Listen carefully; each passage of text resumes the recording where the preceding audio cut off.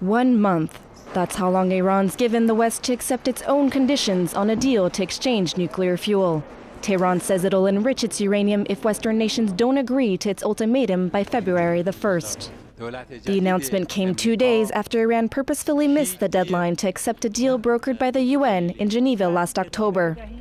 Iranian authorities had tentatively agreed to the UN deal. It would have seen Iran send its uranium to be processed in Russia and France into fuel for its medical research reactor. Iran hasn't yet clarified the terms of its new offer, but has said in the past it would be open to a simultaneous uranium swap. The West isn't keen on such an idea. While Iran says it wants enriched uranium for energy purposes, many nations believe it's just a cover in a drive to obtain a nuclear weapon.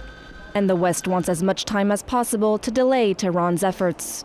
After his election, Barack Obama's administration reached out to Iran by proposing direct negotiations. We have made clear to the Iranians that any talks we participate in must address the nuclear issue head on. What we are concerned about is discussing with them the questions surrounding their nuclear program and ambitions.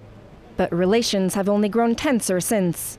3 months ago, an additional enrichment facility at the holy city of Qom was exposed. Soon after, Iran announced it would build 10 more nuclear enrichment plants.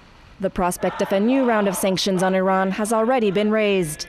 With turmoil on the streets and political wrangling in overdrive, the United States thinks the country may well be more vulnerable than usual to sanctions. The UN Security Council will meet to discuss mid-January. But the international community is far from united, with both Russia and China traditionally opposed to levying sanctions. Another option may be to simply wait it out. Iran's domestic technology for enriching uranium is far from reliable. Analysts currently believe it could be as long as 2 or 3 years before Iran could produce a workable nuclear weapon.